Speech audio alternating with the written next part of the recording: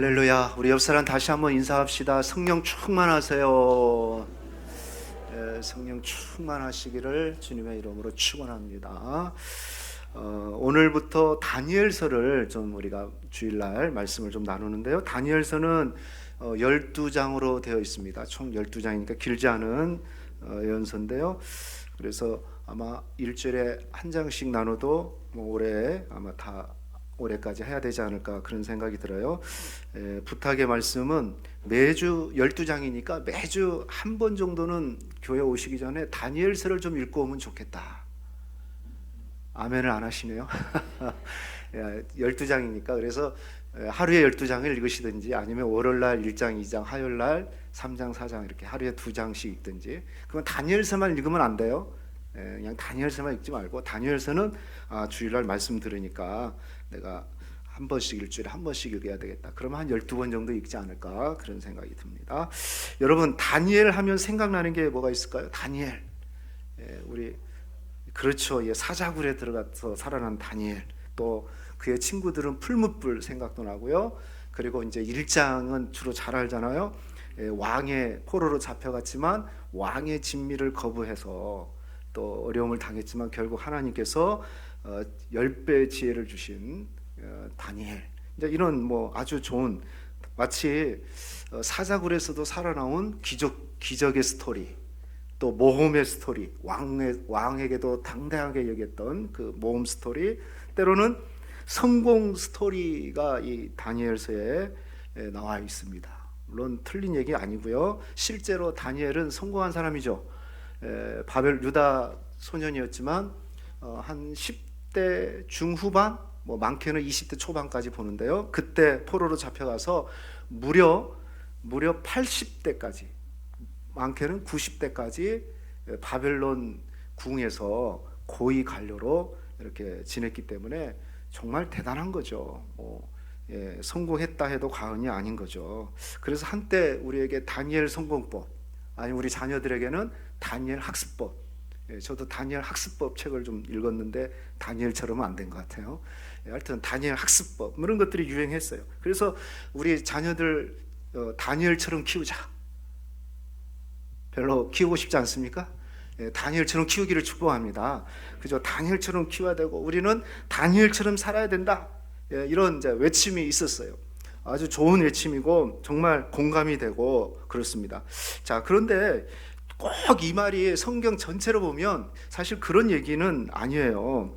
왜냐하면 우리가 성경을 보면서 꼭 알아야 될 게 뭐냐면 성경은 절대로 모든 성경, 이 성경 66권 전체가 사람들 이름이 많이 거론되어 있지만은요, 사람을 주목하지 않아요. 사람을 드러내지 않아요. 성경은 오직 한 분, 하나님을 드러내기를 원해요. 하나님만 비춰지는 거예요. 그 빛이 하나님을 비추는 것이지 사람이 어떻다, 사람이 잘났다, 심지어 사도 바울이 어떻다, 잘났다 이런 게 아니에요. 그래서 어떻게 보면 다니엘서를 보면서 우리가 다니엘처럼 살자, 이 구호보다는, 아니 이 구호가 아니라 우리는 다니엘의 하나님을 믿자예요. 따라합시다. 다니엘의 하나님을 믿자. 그렇죠. 다니엘이 주어가 아니라 우리 하나님이 목적이 되고 하나님이 주어가 돼서 우리 하나님을 믿어야지. 다니엘과 함께 했던 그 하나님을 믿어야지. 와, 다니엘처럼 살라고 마음 먹었다가 다 좌절해요. 일단 적어도 여러분이 사자굴에 들어가면 죽습니다. 99.99%. 그러니까 살아날 일이 없어요. 그럴 일이 없다는 거. 그러니까 우리는 다니엘처럼 산다는 거 분명 좋은 얘기지만, 그러나 우리는 다니엘의 하나님을 발견하고 그분을 믿는 그런 믿음으로 이 다니엘서를 통해서 우리가 알아가기를 저는 축복합니다. 1장에서 6장까지는 다니엘, 우리가 잘 아는 대로 다니엘과 세 친구에 대한 이야기, 즉 그들의 궁중 얘기, 바벨론 왕궁에서 있었던 한 6가지 한 사건들, 그런 얘기들이 일어나요. 아주 흥미진진하죠. 아주 재밌는 얘기들이 6장까지 되어져 있고요. 7장에서 12장부터는 좀 어려워요. 다니엘이 본 하늘의 환상을 얘기하고 있어요. 4가지 환상을 얘기하고 있는데 미래에 일어날 일. 그래서 다니엘서는요, 미래에 일어날 일이기 때문에 구약의 계시록이라고 그래요. 그러니까 구약의 묵시, 즉 계시에 대해서, 종말론적인 계시에 대해서 가장 잘 표현된 성경이 바로 다니엘입니다. 그러니까 우리가 요한계시록 하면은 좀 어렵다 이런 생각한 것처럼 다니엘서 7장에서부터 읽기 시작하면은 이게 뭔 말이야?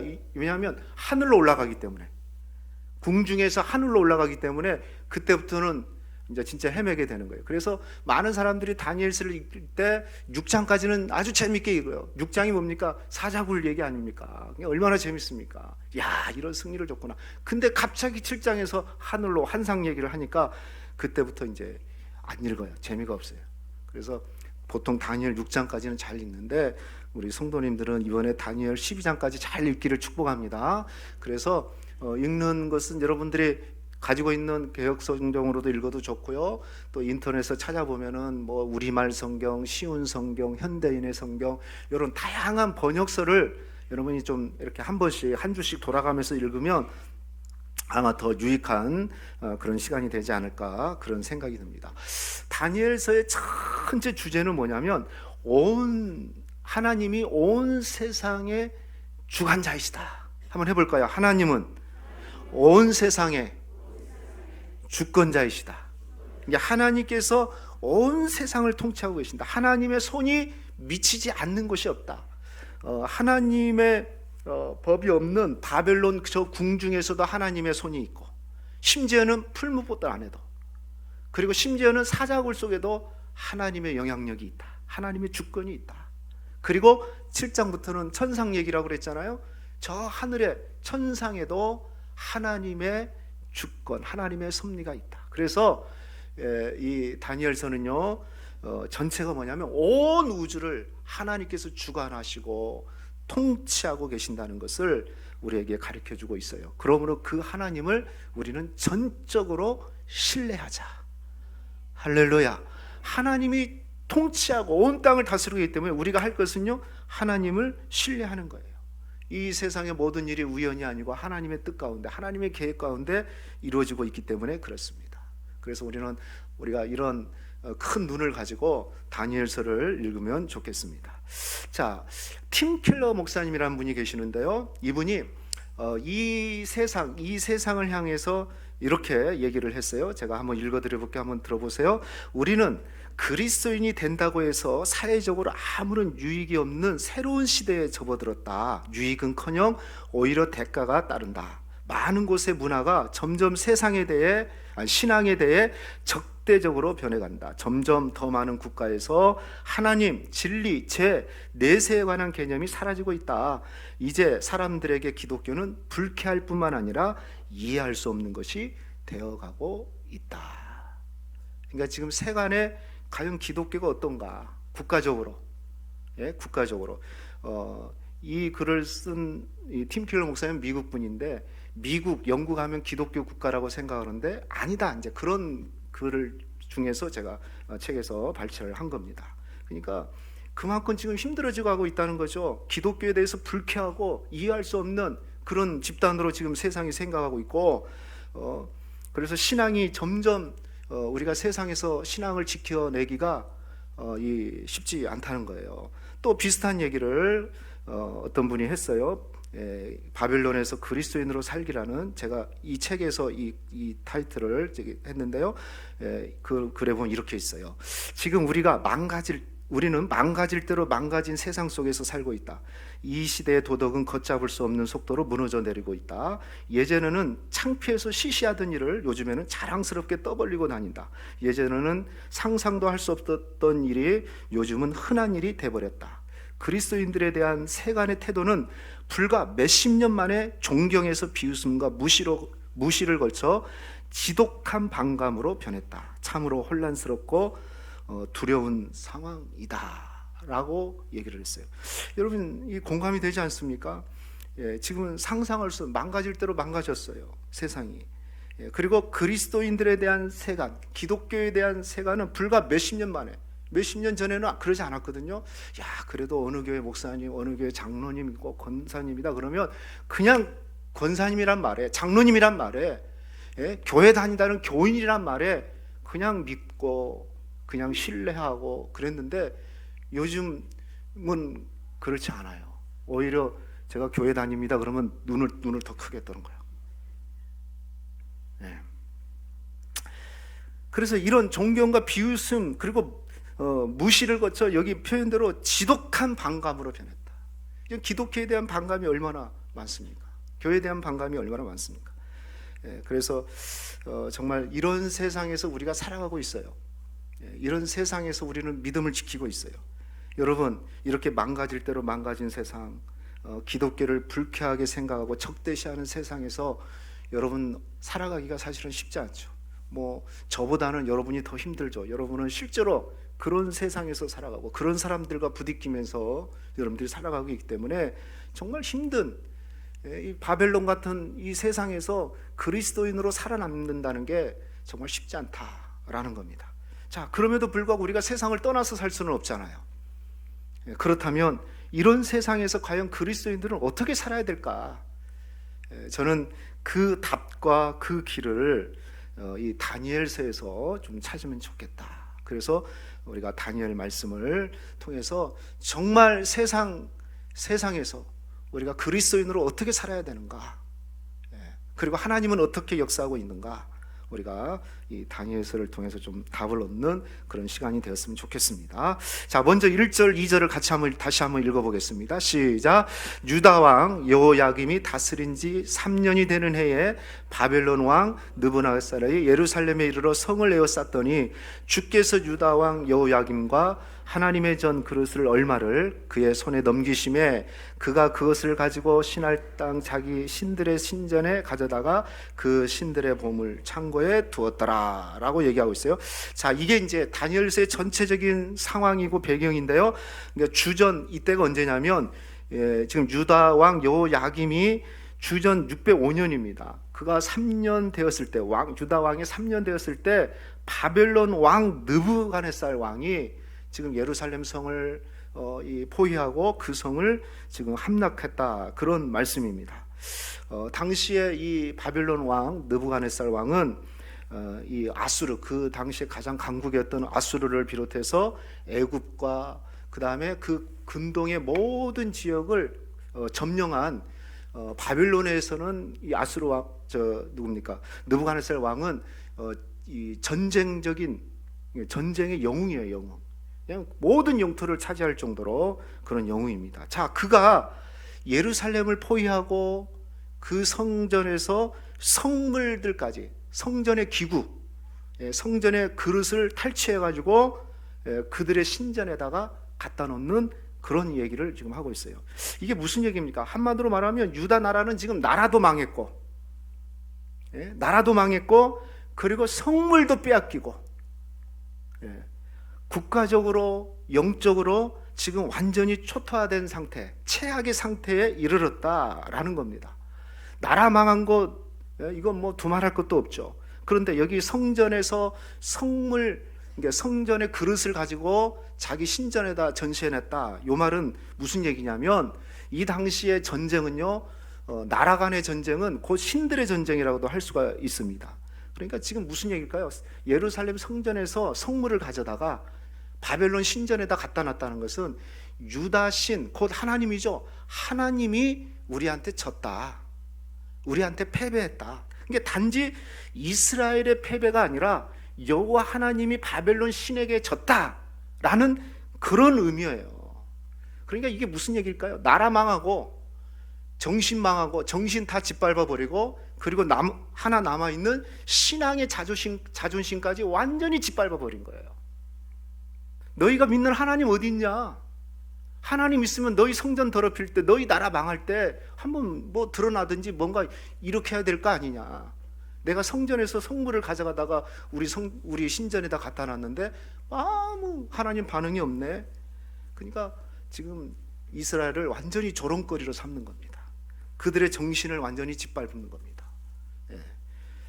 완전히 패배자로, 열등한 존재로, 다시는 일어날 수 없는 존재로 지금 만들고자 하는 겁니다. 여러분, 그렇잖아요. 우리가 육체가 아픈 것도 참 서러울 수 있지만, 그런데 마음이 상처받고 그리고 신앙이 다치면 다시 회복되기가 쉽지 않은 거죠. 지금 바벨론 칼은 단지 유다의 육체만 상처내는 것이 아니고 그들의 정신과 그들의 신앙에도 큰 상처를 지금 주고 있는 겁니다. 한마디로 그냥 폭망한 겁니다. 그런데 이 바벨론은요, 이 느부갓네살 왕은요, 성전에서 그릇만 가져온 게 아니에요. 3절 4절 말씀해 보니까요, 왕의 환관장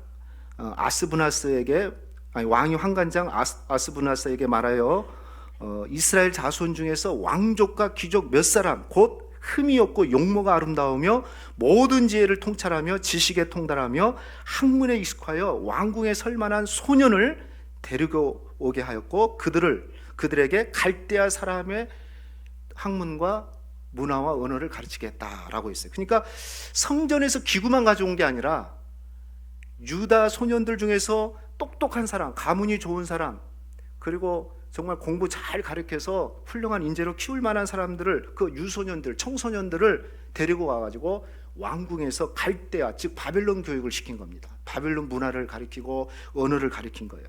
그리고 5절 말씀에 보면은 그들에게 왕의 음식과 그가 마셨던 포도주를 먹게끔 만들었어요. 이렇게 궁중에서 3년을 교육시켜가지고 3년 후에 왕 앞에 딱 서게 하는 그런 목적을 가진 겁니다.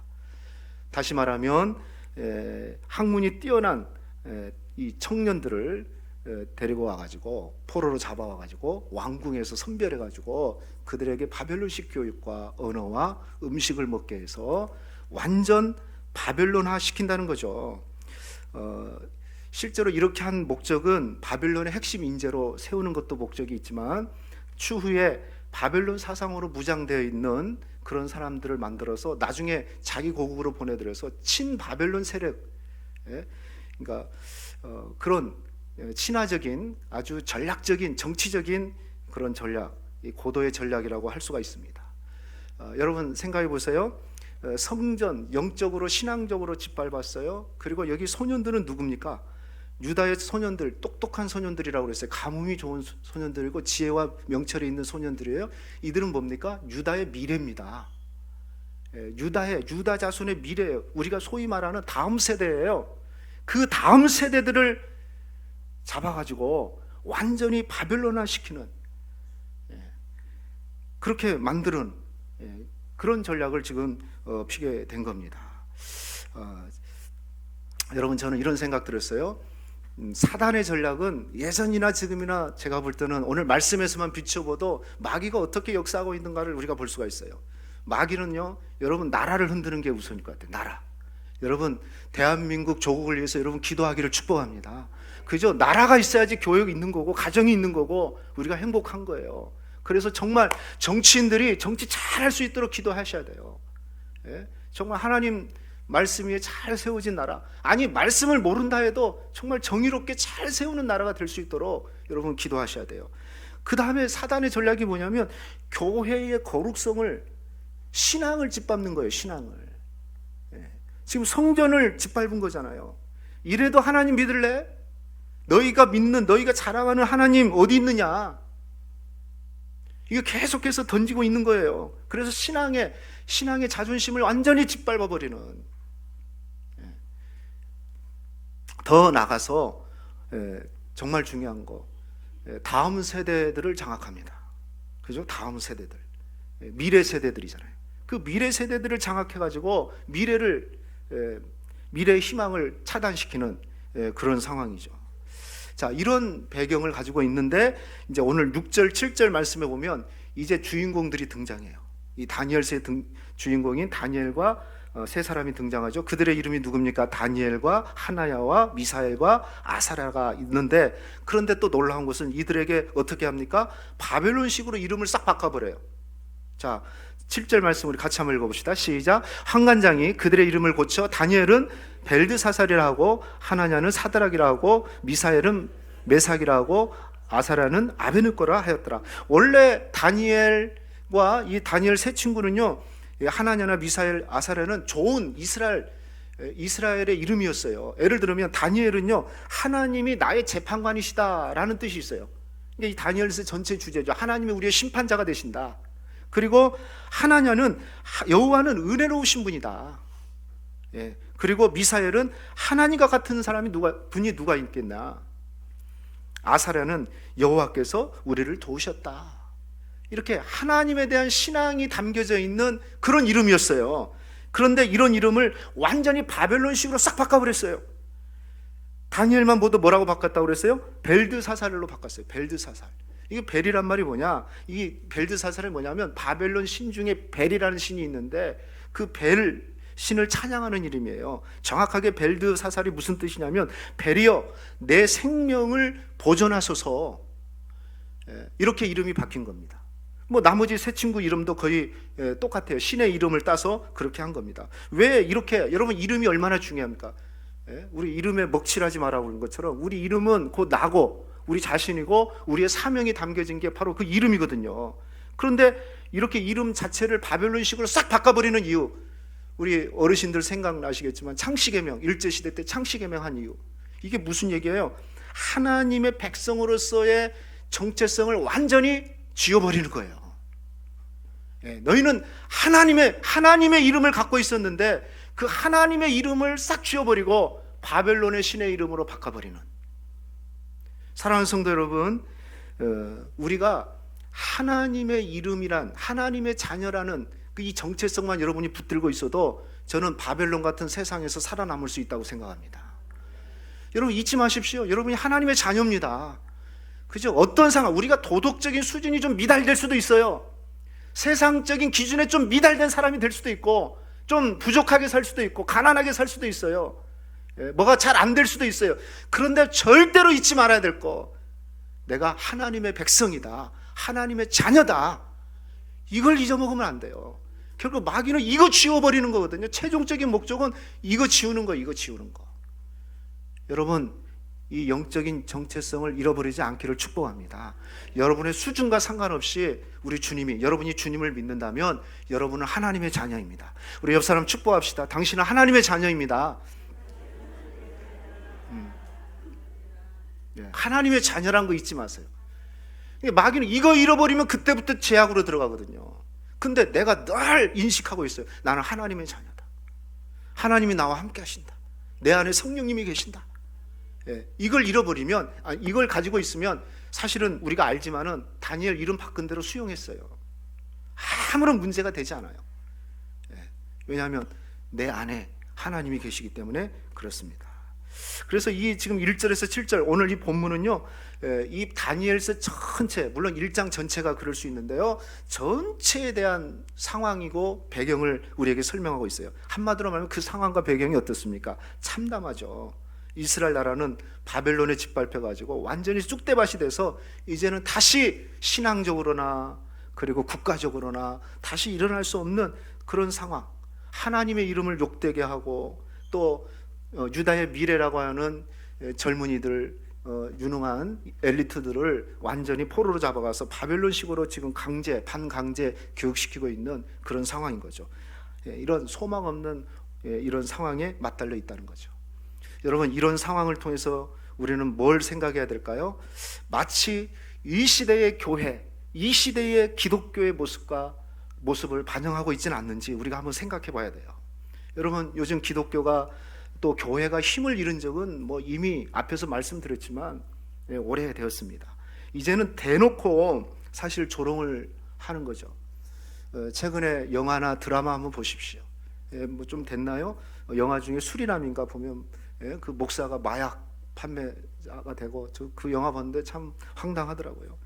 그리고 요즘 최근에 가장 인기 있었던 드라마 중에 더 글로리, 제목은 얼마나 좋아요. 더 글로리.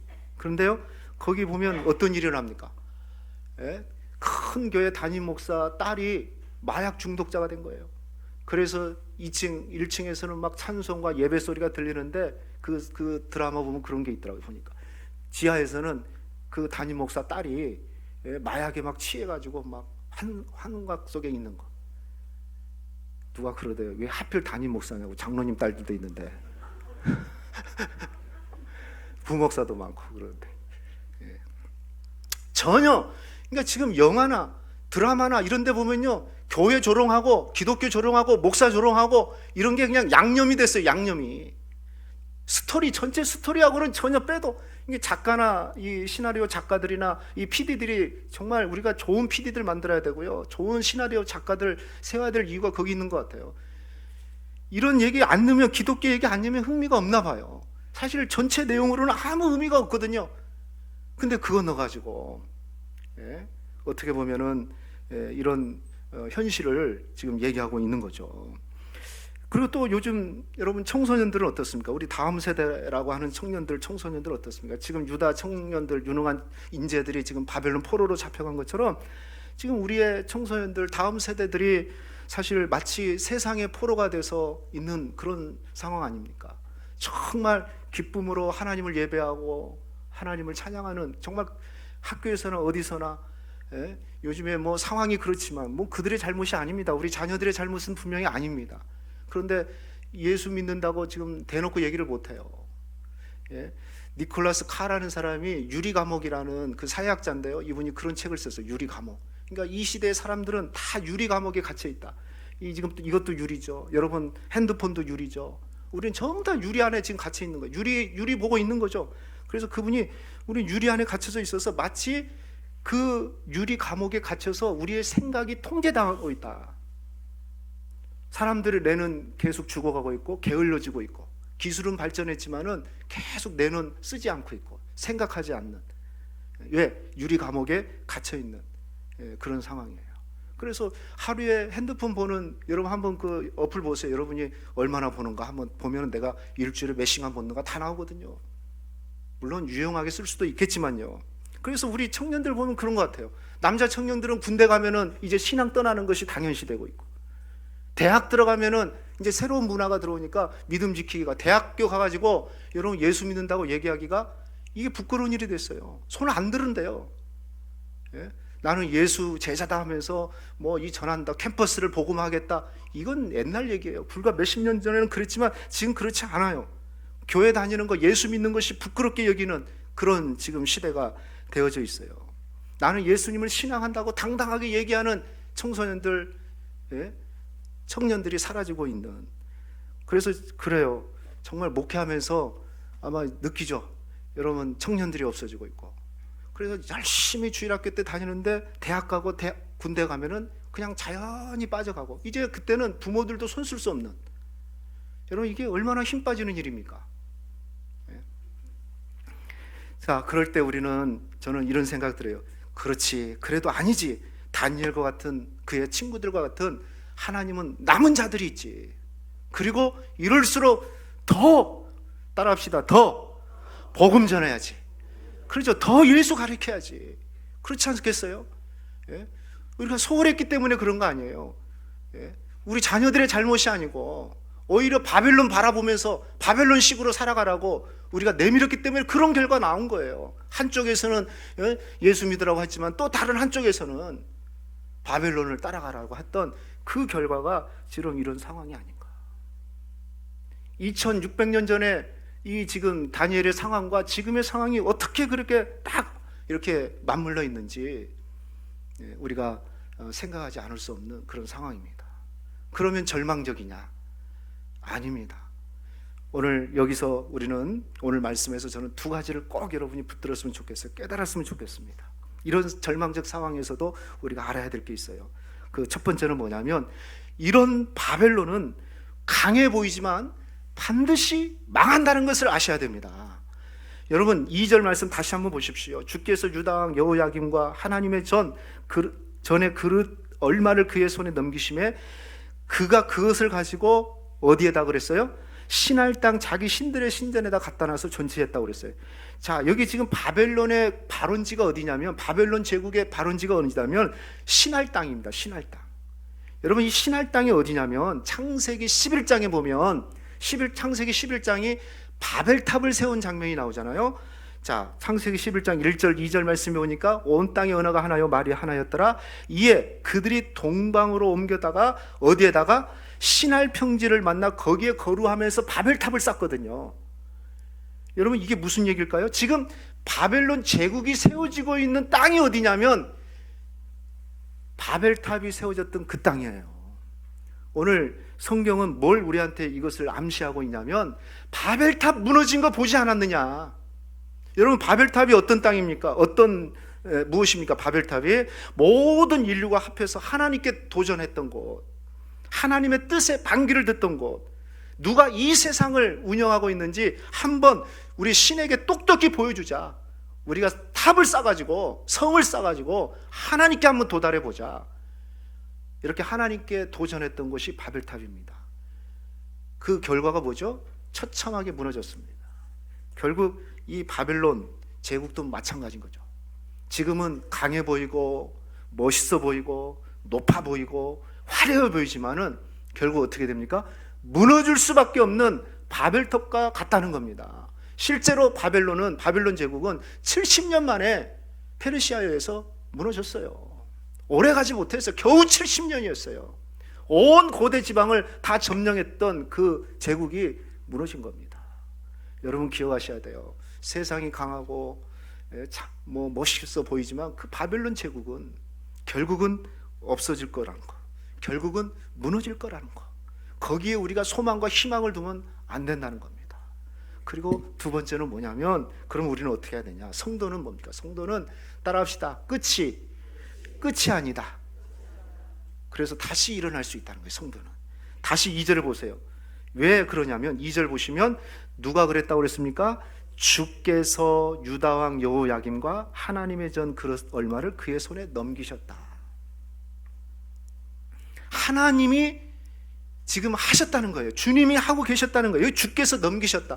다니엘서 1장에 보면요, 주께서 넘기셨다, 하나님이 은혜와 긍휼을 베푸셨다, 이런 표현이 한 3번 4번 있어요.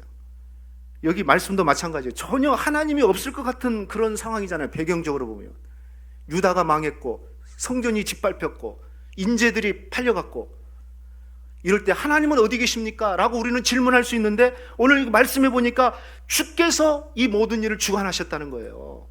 이게 무슨 얘기일까요? 하나님의 주권적인 섭리 가운데 지금 이루어지고 있다는 겁니다. 바벨론 한 중심, 다시 말하면 하나님 말씀이 전혀 들리지 않고 말씀이 통하지 않고 말씀의 법과 식이 없는 그 세상에도, 그 바벨론에도 여전히 보이지 않는 하나님의 손이 움직이고 있었다는 겁니다.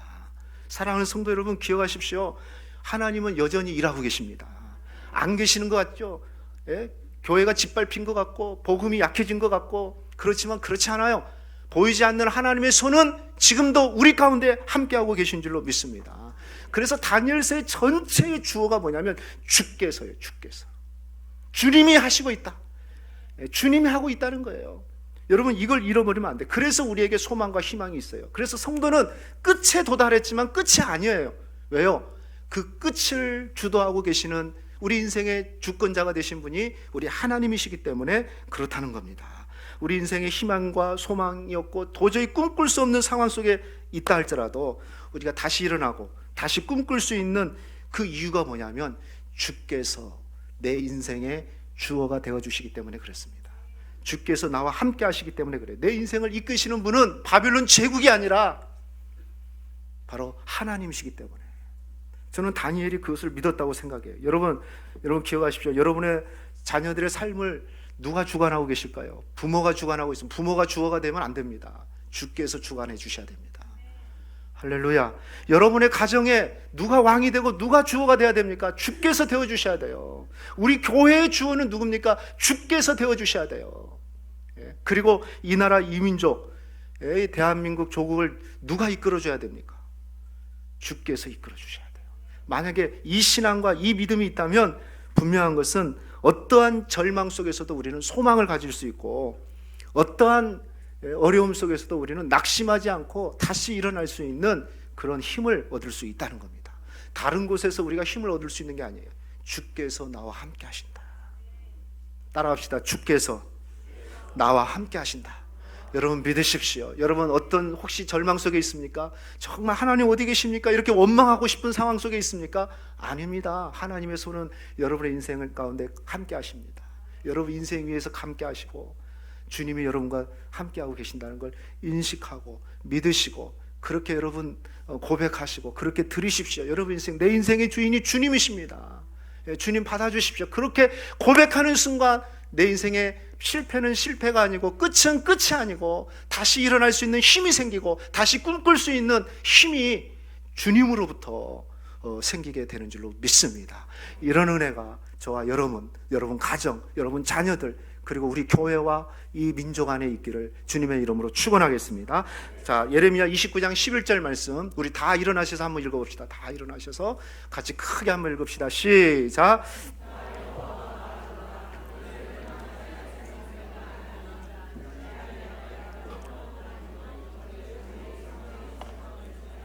할렐루야. 여러분 이 말씀대로 믿으시기를 주님의 이름으로 축원하겠습니다. 우리 기도 제목 한번 볼까요? 기도 제목 한번 읽어봅시다. 제가 1 하면 여러분 읽읍시다. 1. 하나님께서 내 삶의 모든 영역에서 주권적으로 다스리고 계심을 믿고 인정하며 살게 하소서. 2. 무너질 바벨론의 영광과 성공에 유혹당하거나 집착하지 않고 오직 영원한 하나님 나라의 소망과 꿈을 갖고 예수와 복음을 위해 살게 하소서. 3. 바벨론 같은 세상에서도 주께서 내 인생의 주어가 되심을 믿고 그리스도인으로 살아내게 하소서. 아멘.